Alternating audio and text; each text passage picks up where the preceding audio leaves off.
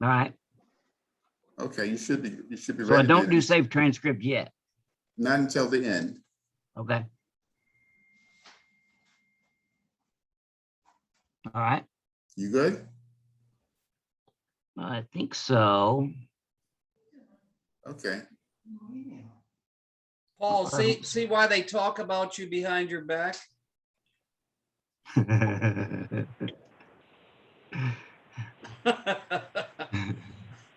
Okay. All right. Okay, it's recording, so you should be fine. If you see it in. if you see it Oh, in- okay. Okay. I see the transcript going on the right here. All right. Okay. All right. Okay, so it sounds like we're good. All right, Bill, I'm gonna let you go ahead and bring up, record on your side as well as the graphic.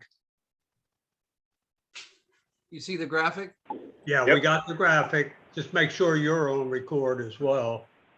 Oh, it's recording. It's Okay. recording. It's being All right. recorded. Okay, well, Rotary motto, service above self. Service above Service above self. And let's go ahead and stand and we'll do the pledge.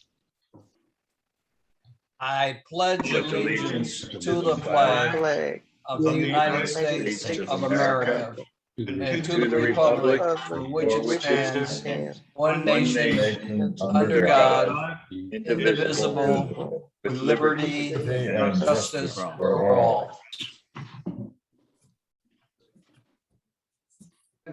And please take a moment for that moment of silence. We've got a lot going on in the world today, and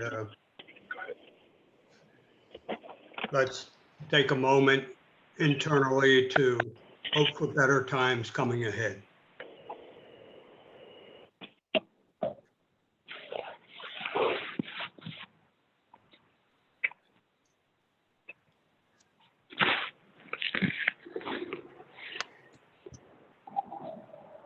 Okay, thanks, Bill. All right, I'll remind you, we are recording the meeting. And first on my agenda, Bill, Bill Payne, how'd the baseball game go? Didn't go. Oh, it didn't go. Okay. I tried my best to give away the tickets, and in the end, I failed at that as well. So I'm batting 4 for 4. Okay. Well, it was a holiday time. COVID was peaking. There was a lot of things kind of going against that happening, unfortunately. Okay. Real important this time, COVID update, and then we'll talk about future meetings. Paul, I'm going to turn it over to you for the COVID update. Okay. Well, as most of you know, or many of you know, I'm sorry, I got my printer going here. The number of new cases continues to go up in most areas. Northampton County has reached a new high, at least since January. Turn that off. Our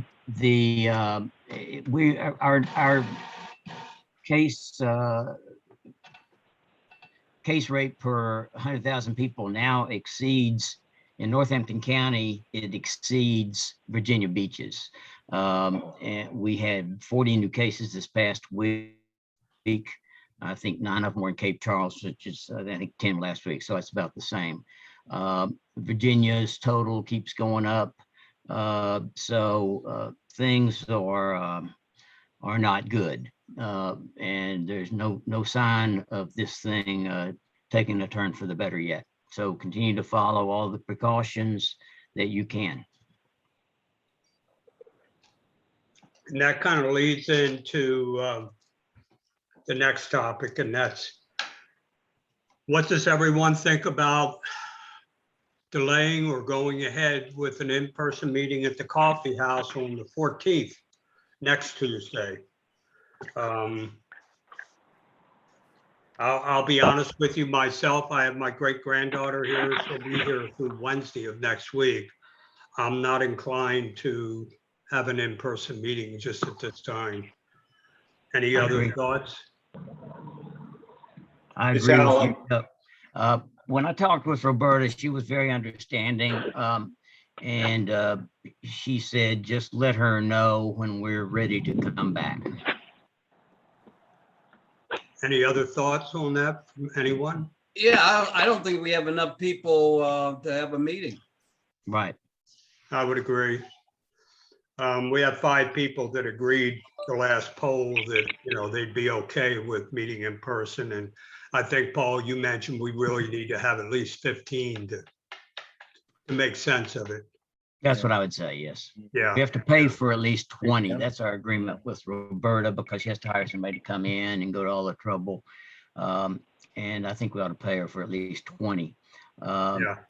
And so I just let Mark Clark in, by the way. Yeah, I think we should just wait until this thing starts turning and taking a turn for the better. Okay, well, for right now, we'll put it on hold again for this coming week, but we'll take it week by week. Hopefully this turns around, peaks out and turns around. It's sort of a bizarre way to look at it, but actually with people catching COVID, unfortunately, that's the same as getting vaccinated, I guess, because it builds the immunity, but it sure is a tough choice to make that the way to become immune to COVID. Well, let me Go speak ahead. to that for a minute. There was a new publication a couple of weeks ago that, and I had thought that people that had COVID were as protected against a new case as people that got vaccinated. But the paper that was published a couple of weeks ago indicated that that's not true, that people had previously had COVID were about twice as likely to get a new case as people that are vaccinated. Okay. All right, so that's probably the push that's kind of happening even for people that have had COVID to go ahead and get vaccinated, right, Paul? Definitely, they need to. Yeah, okay, okay. All right, well, unfortunately, it's not something we all have too much control over because people have to make their own decisions, and let's hope they make it quickly and they make the right decision. Mark, thanks for joining us. Do you have any input or anything you want to speak to about the whole COVID situation? No, I would just agree with what Paul said. I signed in a little late, but I know Riverside has given us some more restrictions and the staff isn't even allowed to eat lunch together anymore. So I'd say it's better to be cautious. Yeah, okay. Any other comments or questions? Yeah, while we're on the medical subject, can the doctors talk about flu shots? Well, they're available now and they say the sooner the better. Some people like to wait until October or November, but you can get them anytime now, so. Now, is there any conflict with COVID? Do you need to have some spacing between shots? No, initially, when they first started the COVID vaccine, they didn't want you to have any other vaccines Right. within 14 days or something. But now there isn't any restrictions in that regard, so. Okay. Any other questions for our doctors? Chuck, Go ahead. excuse me. I just have one thought. Did you say we had 5 people who were okay with meeting in person? Yes. All right, well, I'm just going to assume something. I don't know if it's true or not, but you know, a lot of our members just really have not wanted to do the Zoom. They either didn't know how to do it or didn't want to do it.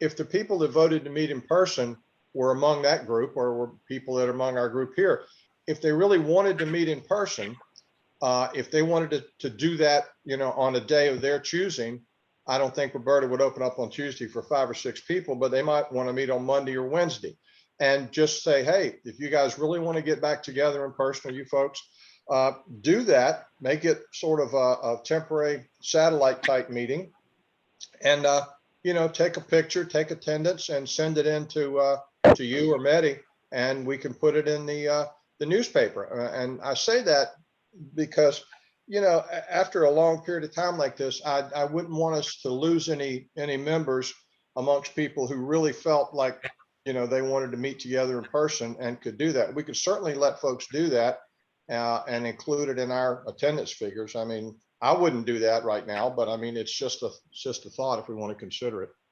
Yeah, it's a good idea. And if it is 5 people, they could even sit at one of the outside tables. Not even have to worry about being inside. I don't remember everybody that said they'd be willing to meet in person, but I'll tell you, a lot of them are the Zoom attendees, because people not attending Zoom are not answering up on the emails too much. So I sympathize with them, because I'd sure like to be meeting in person too, but not with my great granddaughter here. No. So, all right, I'll put that out there, Bill. Mehdi, maybe you can put that in the newsletter, just saying there's nothing wrong with getting a sort of ad hoc meeting together between people who would like to meet in person on a Monday or Wednesday, and I'm sure that Roberta would be fine with that. Will this be an official meeting or just people getting together? Well, it's one of those, they don't need to drag the flag out and do all that stuff, but just meet, but let us know that they met, so that, we can sort of mark them down as attended to a meeting. So sort of an unofficial, official meeting. And that's perfectly fine with Rotary these days. The manner and the frequency of meeting, or how you meet or where you meet, it's pretty much wide open, and anything kind of goes, just to allow people a chance to do what they want to do. Then you'll have to talk something about a Rotary agenda to make it an official meeting.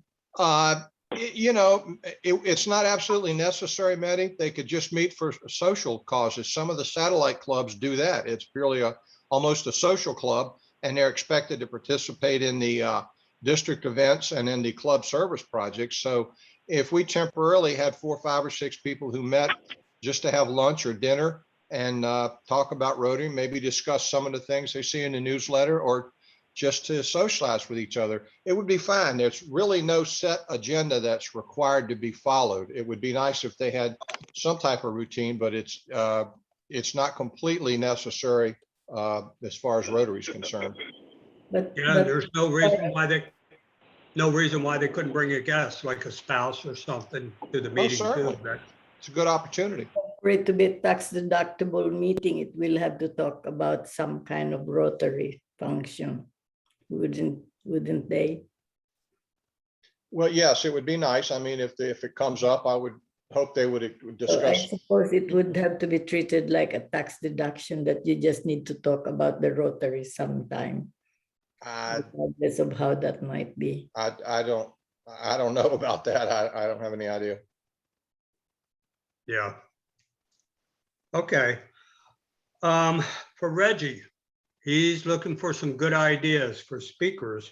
So again, once we do start meeting in person, we're looking for some in-person speakers. So probably going to be looking more local. So Reggie's real interested in hearing from anyone for suggestions. Bill Payne and I, and possibly Reggie, will be working in the future to try and incorporate Zoom into in-person meetings, so we can extend invitations out to speakers from all over the country who can join our in-person meeting via Zoom. So we're not there yet, but we're going to work on that once we get started back with the in-person meetings. Talking about projects, first one I want to hit on is a big one that's been making some good headway, and I'm going to let Mehdi and Diane talk to the Invisible History project. So Diane, why don't you start, and then Mehdi, you can come in right after Diane. Okay, thank you. Can everybody hear me? Yes. Okay. So we did the workshop last Tuesday and Thursday, and we had 4 interviewers that were able to participate, and that was Bill Payne, Joan, Tom, and Stan. And before I get into a description of the workshop and talk about that, I want to thank the committee members because they were fantastic. On the committee, as you already know, is Mehdi, of course, who founded the project, Paul, Reggie, and Bill Murphy. And everyone on the committee did a fantastic job. They put in an incredible amount of time to get the work done. And it was really amazing to work with this group. And I want to give you a kind of a peek behind the curtain. Mostly, I think what I want to say is that this is a group that is truly dedicated to the mission of the project. And that just showed itself throughout the work that we did together. But let me give you this behind the curtain peek by acknowledging that there were many days where we worked into the night past midnight, and the emails were flying so fast you could hardly keep up with all of them. But it was just an amazing experience to work with this group to put together everything that we did in order to bring the workshop to fruition.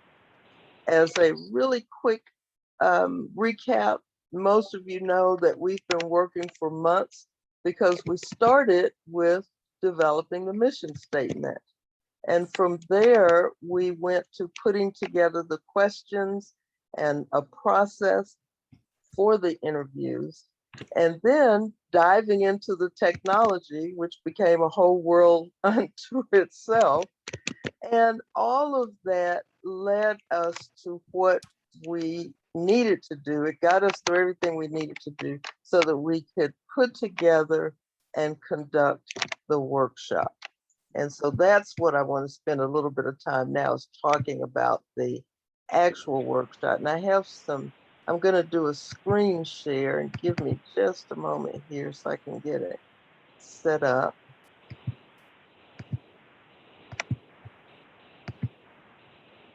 I have a couple of things that I captured. I took some screenshots just so I could share. So our mission statement guided everything that we did. And I want to show you the agenda that we had. And I won't go over it in great detail, but you can see it was divided into 2 sessions. It was 2, ran a little over the time, but it was 2 2-hour sessions. And on day 1, we spent quite a bit of time on the technology because we did demonstrations. We provided instructions with step-by-step guidelines, and we did screen share and walk through that whole thing. And then we got into the actual interview, and you can see the topics we talked about here. One of the things that Reggie talked about was how important, the pre-planning is. On day 2, we got into the questions. We did a deep dive on all the questions, and they're in different segments. And from there, we went into breakout groups so we could actually practice doing the interview. So we did a little role play. The breakout groups had 3 people, 1 person as the interviewer, 1 as the interviewee, and then an observer, because when you're in the role, sometimes you miss things. So we had an observer. And we got great feedback on that. And then everybody pitched in to talk about tips for a successful interview. And as part of that was included, how to handle different situations that can come up in an interview. For example, what to do if you missed the question, how to go back, what to do if the interviewee kind of got off track. Different things like that, how to handle interruptions if something happens. So there was quite a bit of information there.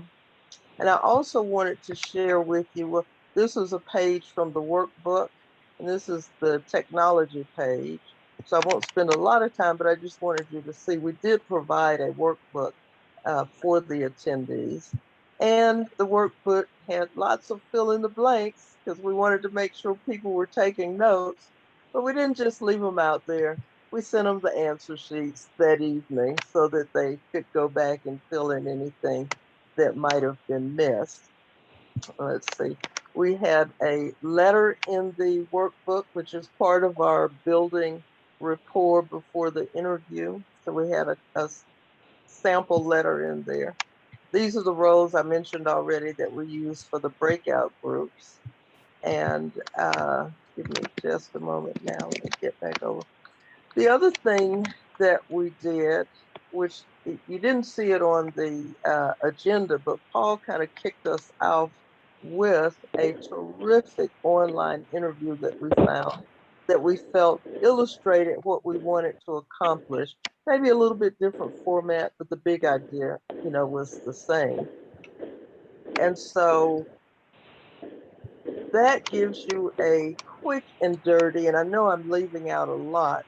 I do want to say that we got great feedback from the participants in the workshop. And I have Joan's permission to share her feedback. I took a little clip from the video, so I'm going to share her feedback. And then I'm going to come back and I'm sure the other committee members, Nettie has some things she'd like to share, and some of the other committee members do as well. Give me just a moment so I can get that video lined up. Okay, can everyone see the screen? Yes. Okay, so on day 2, because we have been tinkering around with the settings, we got an audio without the video. So what I have done here is superimpose Joan's picture, so you won't see her moving. It's a still.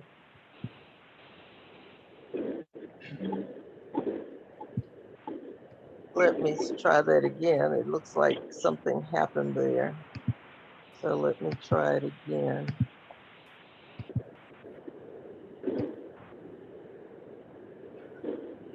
Now I'm getting a message that says my screen share is paused. What? Well, let's see, maybe I'm clicking the wrong thing. Let's see. I'm going to try this. We do see it. I'm going to try one more time. I think maybe I had the screen share too big to turn on the controls. So let me try it again. And I do apologize for all the moving around. I thought everything was very well organized. There were lots of great notes. I thought both of today's exercises were extremely helpful in trying to put to use what we're trying to learn and become a. And the feedback at the interviewee session, I thought was very good. I enjoyed the interruptions, if you will, the spontaneous questions and the answers. There was a lot of information that you guys put together in a very concise way that impressed me a lot. I think you did a wonderful job of organizing everything and getting it together. And I really want to thank you. I think you did a great job. Thank you. Okay, so that's the feedback from one person. We got feedback from the others as well, but that Joan said the most, and I thought she captured the comments the most. So, all right, so that's everything. And I know I just kind of hit the highlights. I didn't really do a deep dive, but I invite the other committee members to add commentary because I know you have a lot to say. Yeah. Just real quickly, Diane, how are you as a group soliciting people to do the interviews? Are you sending, or are you making some personal connections? Or are you advertising somewhere? You mean to be interviewed or Yes. conducting and to be interviewed? I'm gonna toss that question to Maddie because she has a separate committee that's working on that. Okay, Maddie, go ahead. Yeah, well, I can speak to that question. We have the site committee, which we are meeting on a regular basis, and we have identified the sites that we'd like to include in the history, because we believe that they were important to the life of the community. And we have assigned people to each site, and from each site, the people were identified that were connected either to the owners or owners, or somehow connected with the running of that particular business or the site of our gathering. And that's how we identified the people to be interviewed. And from the interviewees, we might be able to find other people who may have some information about the site, and we can expand the interviewees that way. And so that's how we started. But from there, that will expand, of course, because I foresee that there will be a lot of information that will be obtained, and we can expand the population of interviewees. Mhm. Okay. One thing I'll say, once you get things identified, I think you're going ahead and organizing like walking tours and so forth, and Yeah. maybe getting some historical markers. I think it would be great to have a day, once you've got that put together, for the Rotary Club itself to take the walking tour as a group. Well, in fact, that's what we are going to be Okay. collecting for. And we have identified an app that will really lend very well to our purpose, and that will inform the public, and we can add to the walking tour as we gain more information about its site. And the app has the capability of citing other resources, so that there will be really a deep resource to look at for every site that we will identify and will include in the tour. But that will be the task of the committee later on. And as we move forward with the work, that will really be an exciting part of the work. That's why it's Okay. important to have the interviews recorded in an objective way, because that will be the raw data that will be incorporated in the history. Okay. Let me throw it out to the other members of your committee, Bill Murphy, Paul, or Reggie. Anything you want to give to us on this matter? Well, I'll make a short comment. I have told Diane a number of times in emails how special it's been working with her leadership and her facilitation of everything that's been occurring, and the fact that I've learned so much during the process. The same goes for Paul and Bill and let's see, Paul, Bill, and Joan as well, who were on the committee. I've learned from all of those individuals, and I really appreciate so much the environment, the camaraderie, the community. It's so powerful.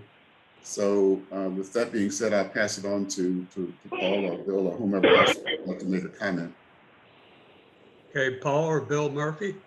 Joan? Yeah, I'd just like to add, kind of echo what Reggie said.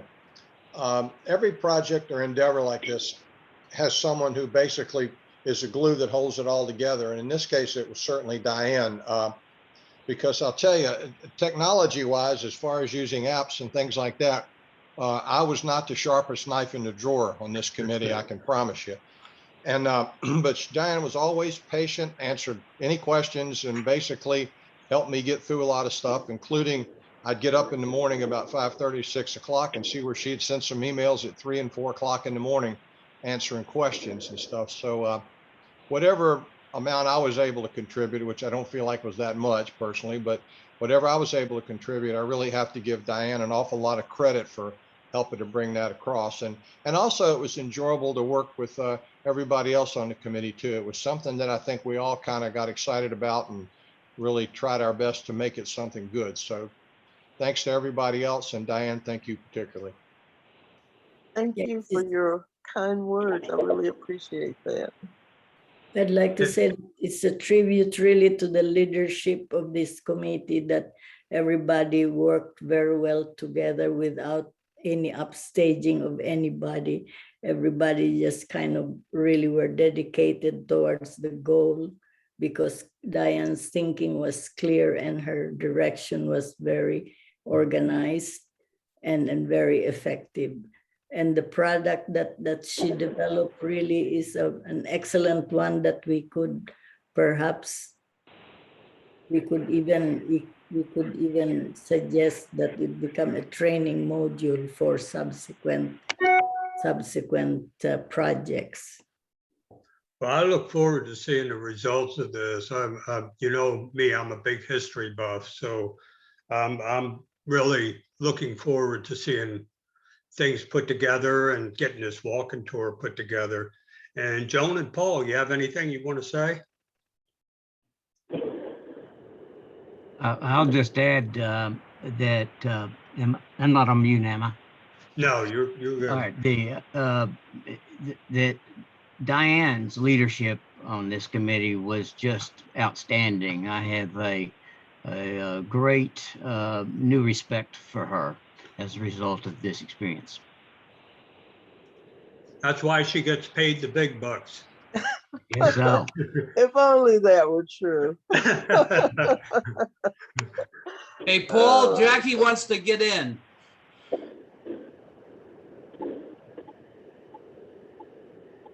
In the waiting room. Oh, I don't see her. Hey, Diane, Yes.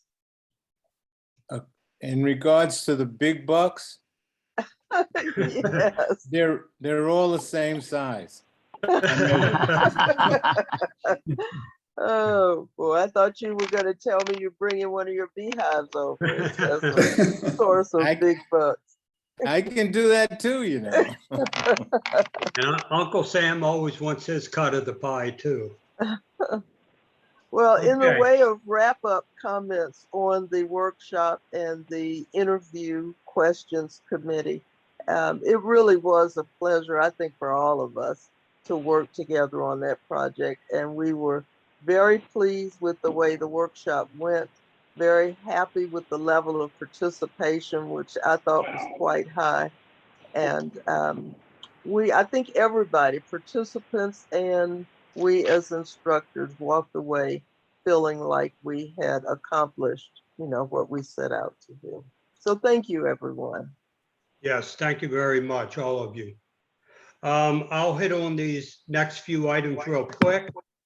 Well, Chuck, So- before we move on, I'd like to say that the site committee will meet sometime next week, and then we will announce the beginning of the interview scheduling after that time, so that we can begin the real work of this project.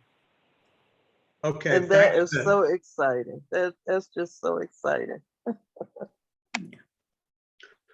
Okay, real quick, look for members. So we're building new homes down here, potentially new Rotary members. So talk to your neighbors and, invite them especially once we get meeting in person again hey, you don't have to join, just come over for lunch and see what it's all about. So stay in touch with your neighbors and hopefully we can build the membership back up. We are looking for awards committee chairperson. So I won't dwell on that. I've already spoken to it a number of times. Volunteers needed to schedule highway cleanups. We talked about that a little bit already too. So we're looking for a volunteer for that. And Paul would be happy to quickly train a person to do that. Doesn't take much. Call your buddies, invite friends and neighbors. And right now we're going to have for the people that haven't been around all that long in Rotary, and I'm one of them, I've only been a member for a little over 3 years. For the benefit of us who haven't been around, we got Paul. Hey, Chuck, before you do that, we have something to do. Paul, first of Yeah. all, click on participants to let Jackie in. Well, everything on my screen has just gotten really funky. I mean, I can't even see the gallery anymore. Okay, I don't know what's going on. Jackie can sit on my lap. I'm not sitting on your lap.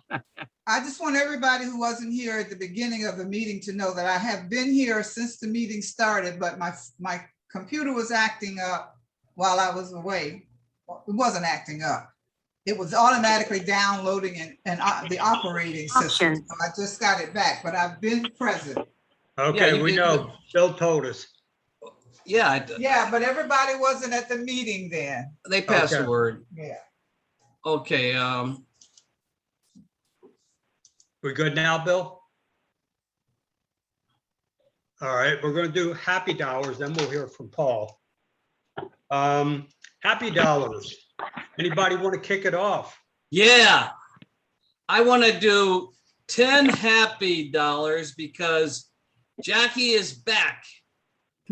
My baby is back. And You she's, can give some to be happy to be back. yeah, Jackie? Bill? I'll do 10 happy dollars as well. Because my baby just my baby just celebrated another milestone birthday this past weekend. So $10 for that. I'm not going to tell you what the milestone is. Wise. Oh, yeah. anyone I have, else? How about the guys on the phone? Anybody there? Got Stram. I got $10 happy dollars for I spent this past weekend in Chapel Hill attending the wedding of my nephew. So it was also a mini reunion. So all my brother and my sister were there with their family. So it was a great time. Got back yesterday. Thank you. You kind of Was that, freaked out when you said the money amount, Bill. How many happy dollars was that? He said Damn. 45. Okay, Yeah, Reggie said he'd take care of the other 35. okay. Okay, any other happy dollars?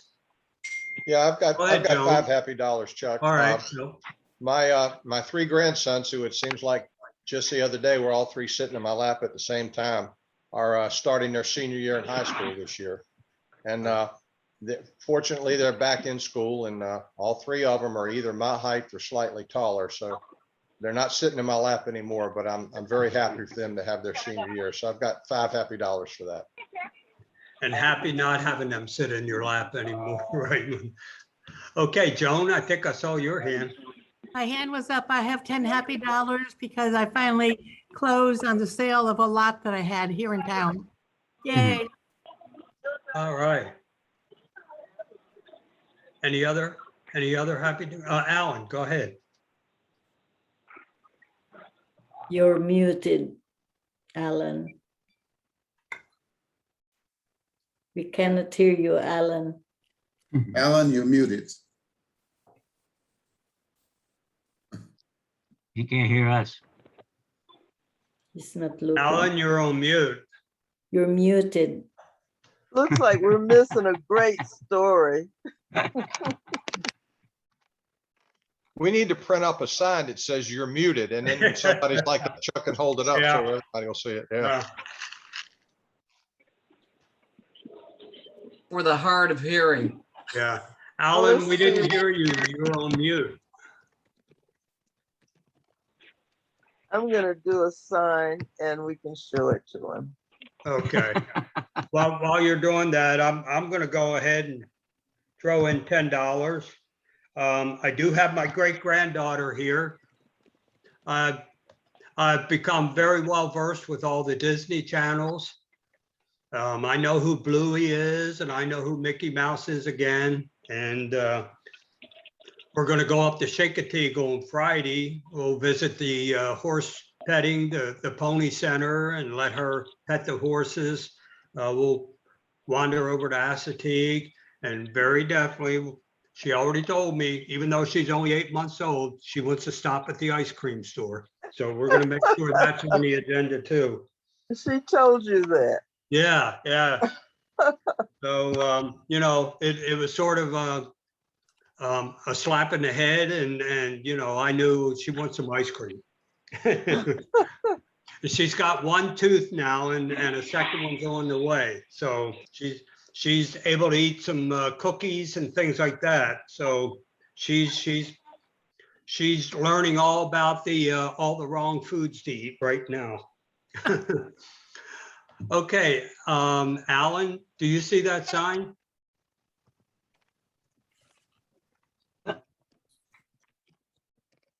Sorry, I'm off mute now. Okay. You can hear me? Yeah. Okay, I was just saying, I'm in for a dollar for a happy dollar here. My brother and his wife are celebrating their 25th wedding anniversary. And out in West Virginia, invited in the clan to a particular inn that is high COVID protection and all this. And we're all vaccinated or tested. And most of us all was vaccinated. Everybody who can't, for medical or other reasons, have been tested. So we're going in for a good time, just to relax with each other from Thursday to Monday. So Friday to Monday. So. And I didn't catch the amount, Alan. I didn't catch how many happy dollars you were donating. Well, I just won. I'll probably Okay. give you five after I get back. Okay, okay. All right, if there are no more happy dollars, we're gonna switch to the program and we will hear from Paul, and he's gonna refresh us on on his bio he probably gave about 20 years ago. Yeah, well, thank you, Chuck. Actually, this is not more, I had planned not a refresher on the old bio, but an expansion of it. The first bio I didn't even know that new members were supposed to give one. Bill Payne had got me into the club, as he did about half of us. A speaker didn't show up one day and he says, "Oh, you're supposed to come up and give your personal bio." So I had no chance to think about it in advance, which is probably just as good, because this one is going to go way longer, probably. We're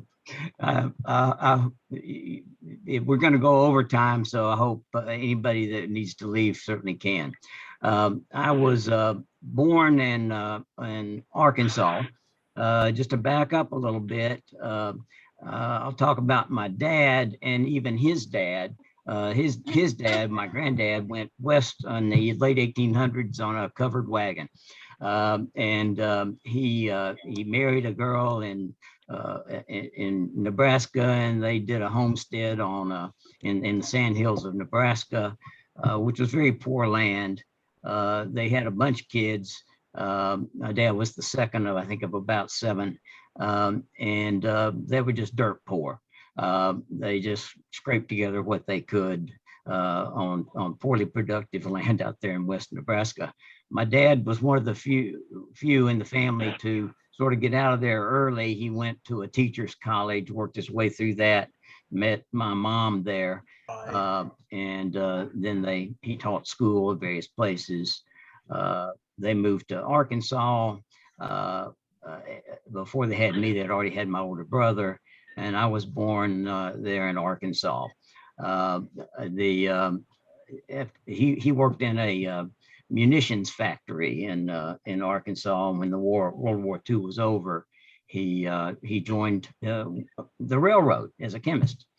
Then they moved to Mount Pleasant, Texas, when I was 2, and that's where I grew up, in a small town in Northeast Texas named Mount Pleasant. We lived in a little 4-room home, we didn't have air conditioning. We had a floor furnace. That was the only source of heat. We didn't consider ourselves to be poor, though. We were middle class. We were not much different from the people around us. We had a large garden, raised chickens. I remember slaughtering them, and so we were kind of self-sustaining. My mom didn't buy that many groceries. I did well in school. I loved science and math. I remember somehow being in a bookstore, and I was early on. It wasn't in Mount Pleasant. It was some other place. I saw a physics book. I think I was in about the 6th grade. And I kind of looked at some of it and I said, boy, this really looks interesting. I asked my parents to buy it for me, which they did. And I read it and thoroughly enjoyed it and learned physics when I was like the 6th grade. My mom loved classical music, and she taught me, they had a piano, and she taught me piano lessons starting at the age of 5, and took piano lessons until I graduated from high school. Gave a solo concert, a piano concert for the last several years in Mount Pleasant. So I still have a piano and I play it intermittently. Still love classical music. I met my best friend in life, Kent Rogers, when I was in grade school. We were close friends my whole life. As many of you know, I think I even reported it to the club. He became a physician and died of COVID in January of this year. That was a significant loss for me. When I graduated from high school, I kind of, like my dad, wanted to see more of the world, and had an aunt up in Chicago, and applied to Northwestern University in Evanston, Illinois, about a scholarship and financial aid, and that's where I went.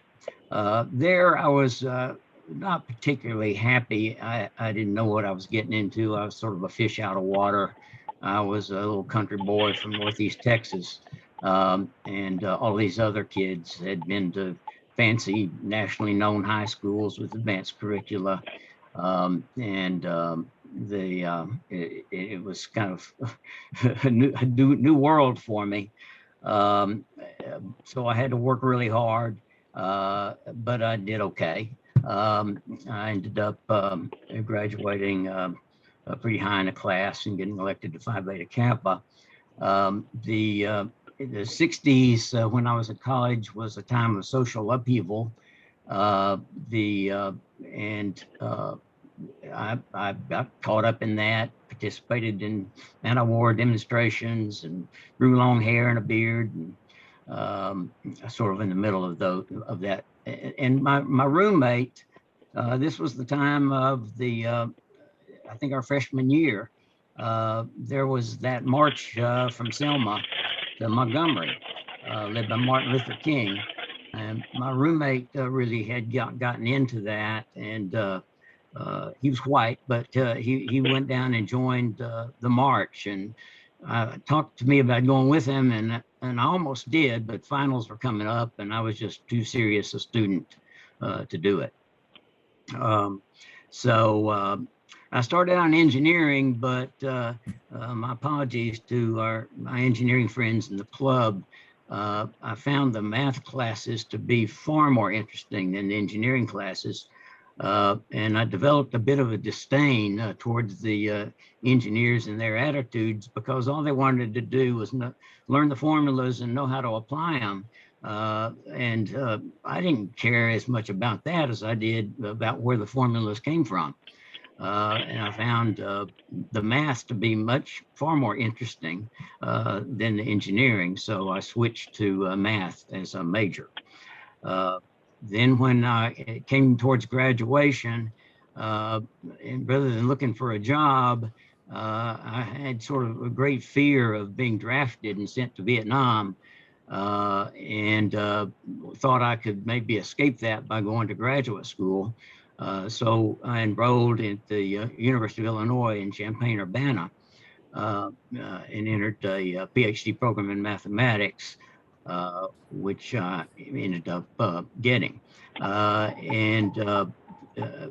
Had met a girl at Northwestern University, and after my first year in graduate school, we got married. Then when it came time to look for a job, I interviewed lots of places. And in particular, well, I got hired at Bucknell University in central Pennsylvania, Lewisburg, Pennsylvania. I specifically wanted a job which emphasized the teaching rather than research. I had gone into a field called topology, which I found fascinating when I started getting into it. But when you got so deep into it that you were doing original mathematical research, I realized that that activity, although I could do it and I published a few papers, it involved isolation, social isolation, and sitting in a room by yourself and just thinking really hard to come up with new mathematics or answers to outstanding problems. To give you an example of what topology is, there's the 4-color problem, which is simply stated is, are 4 colors enough to color any map that could be constructed so that no 2 countries have an adjacent edge? No 2 countries of the same color have an adjacent edge between them. They can have points between them, but not edges. That had been an outstanding problem for many years.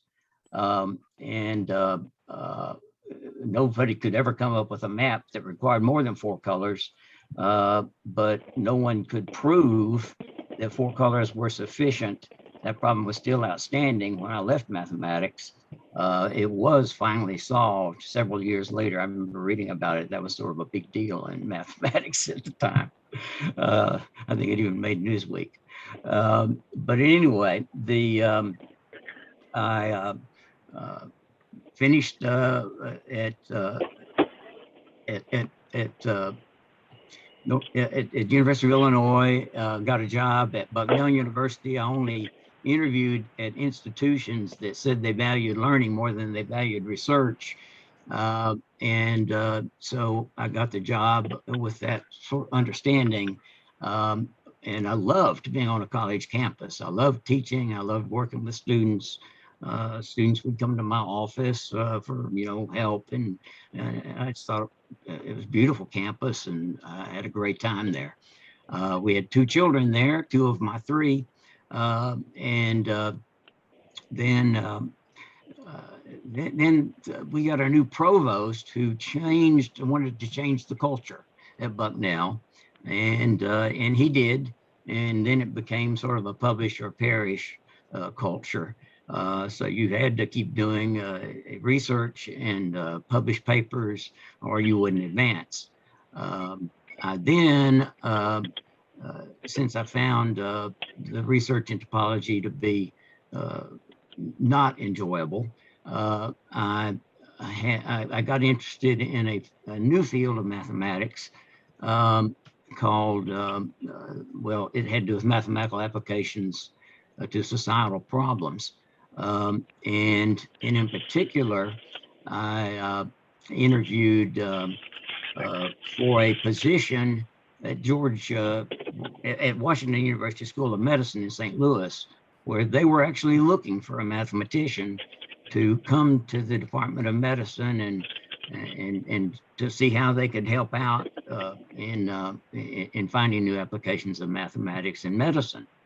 I'd gone to some meetings about this, and I got the idea that, well, if you really wanted to learn more about medicine, to find applications of mathematics, going to medical school would also be kind of interesting and valuable.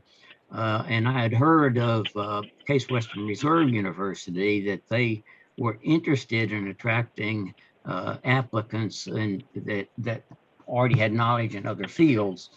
and I actually called and got an appointment to talk with the dean there, who was just a marvelous elderly guy nearing retirement. And I sat down and had a talk with him, at least 30 minutes, and we really hit it off. He said after that talk that he would guarantee me a place in their medical school class about a year and a half down the road if I would meet all of the pre-med requirements. Well, I hadn't even taken a course in biology in college, but I said, okay, I'll do that. And I then gave up the interview trip that had been arranged to Washington University School of Medicine and decided I was going to go to medical school. So I read a textbook in biology and took a test to get a year's credit in biology. And I took molecular biology as an independent study with a fellow professor there that I knew, and sitting on a biochemistry class for a year. Then I took the MedCat, which was the other prerequisite, and having just learned all of this new stuff within the past year, of course, I did well on the MedCat. Then I could apply to other medical schools, and I went to the University of Texas at Houston because it had a 3-year program instead of a 4-year medical school that was year-round. And I also was able to retain my Texas residency, which means I could get in-state tuition there, which at the time, believe it or not, was about $300 a quarter. I did well in medical school, actually enjoyed medical school. We had 2 children, but we were able to get by. I did tutoring, tutoring on the side. I ended up being elected to the medical honorary AOA. So then I got my residency at the University of Alabama at Birmingham. That was probably the hardest 3 years of my life. We were expected at the time, there were no rules about, limiting residence hours. We worked literally 100 hours a week. We expected to be there making rounds every day. We had call all night, every third night. And it was tough. But I got through it, and actually had a 3rd child there in Birmingham.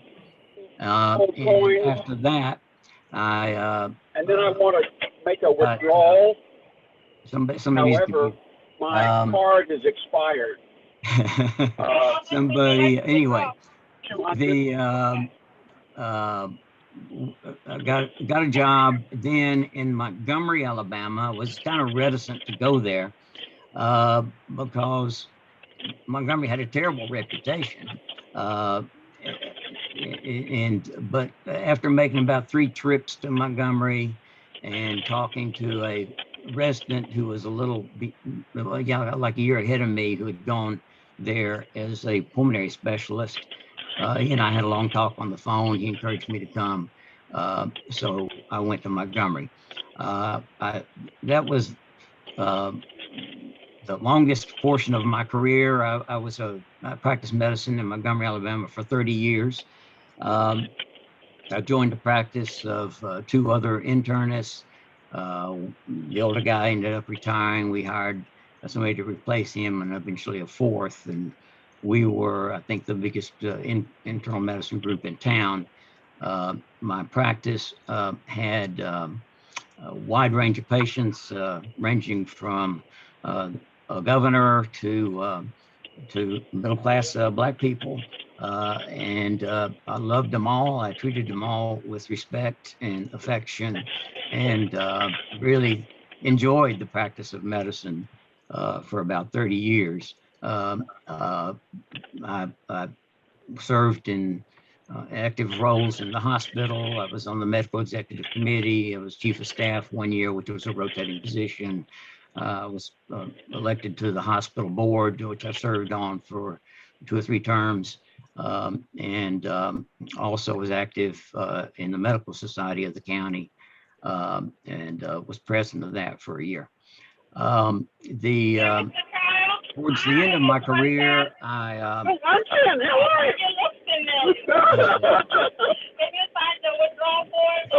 lot of static. Anyway.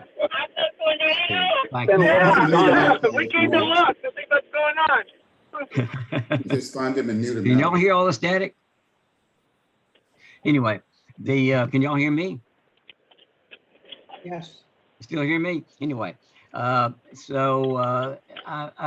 realized towards the end of my career that I'd been in practice for 30 years. I'd had a lot of patients who became elderly and died, and I came to realize that, particularly at the time, things have gotten a little better since, I think, that we didn't approach death very well. Death was considered an enemy to be fought at all costs. You know, the technology in medicine had become the overwhelming driving force, and we were supposed to use technology. That was sort of the thinking, to try to overcome all problems and postpone death as long as possible. And I came to realize that really resulted in a lot of unnecessary suffering in my patients. So I became aware of a new field in medicine called palliative care, which was in its infancy at the time, and I joined in with that. Found a mentor in Birmingham, started a palliative care program at my hospital, which I ran for several years. At the end, last thing I did, and became board certified in palliative care by passing an exam and having the experience in palliative care there. So that was sort of the final part of my career. After that, I retired and moved here, and thoroughly enjoying life in Cape Charles for the last 10 years. That's sort of my story. Any questions? Hey, Paul. Yeah. It's Bill Payne. Yeah. I don't have a question, but I thought I'd help you fill out your bio. I've known Paul for about 10 years. And as he knows, and many of you know, I'm not a very disciplined person. And I'd like to acknowledge that Paul has managed to move me on the discipline scale, maybe from about a 3 up to a 5. And that's great.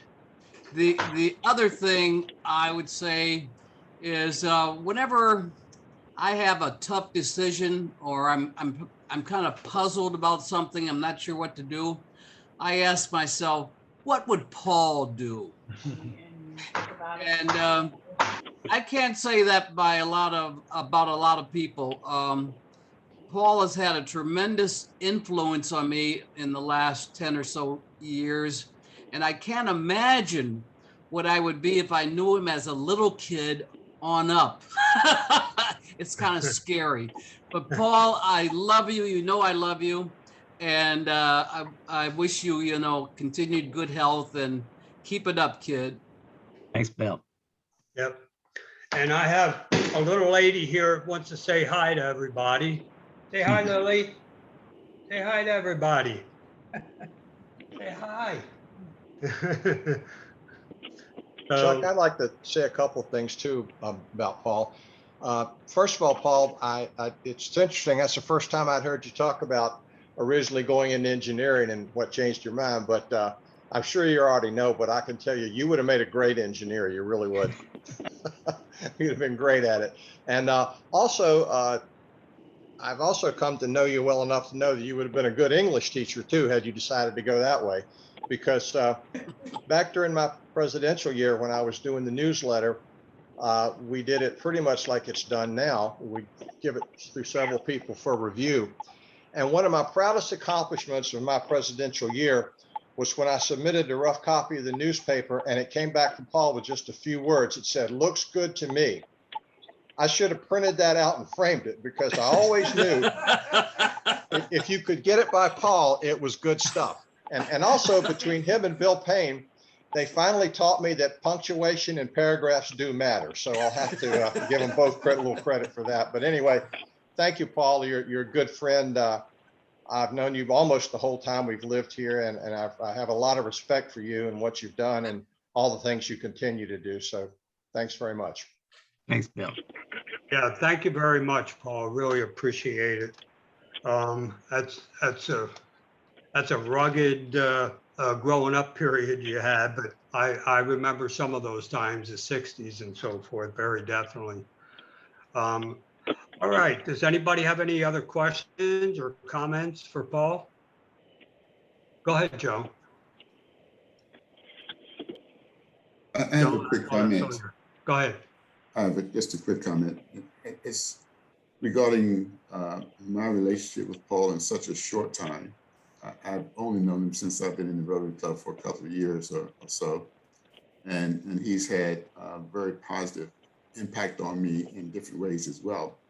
And one of the things that I learned about him was he really appreciates individuals who speak proper grammar and good English and all that stuff. So Bill, I agree, he would have been a great English teacher as well. You would have hated growing up in Baltimore. I'm sure. By the way, I meant to tell you, Randy is, he's fine. He just had an appointment over in Virginia Beach today and he couldn't make the meeting, but everything is fine with him. Okay, well, Bill, I think we've reached the end of our time. And for all the things we think, do, and say as fellow Rotarians, let's do the four-way test. Number one, Is it the truth? Is it fair? Two, is it fair Is to it fair all to all concerned? Three, Will it build goodwill and better friendships? and four, will it be Will it be beneficial? beneficial to all concerned? And my good buddy Stan, I know you have something to say. I think we should all have some fun. Absolutely. All right, enjoy your week. And don't forget, we'll do Zoom again for next week and we'll talk about the next week after that. And hopefully, hope things are starting to reverse on the whole COVID thing. Thank you all very Hope much so. and have a great day. Oh, bye. Paul, save the transcript, Paul. Well, I've lost most of the controls on my screen. My screen has really gotten funky. I can still see the closed caption coming up, but I can't even see everybody's picture anymore. I've lost everything else. So on the closed caption side, at the bottom of the screen, you can't see anything? No, there's no controls down there. Oh, interesting. So I don't know. I guess I can just end the meeting, and that'll probably stop the. Yeah, stop the recording. We'll probably lose the first. transcript.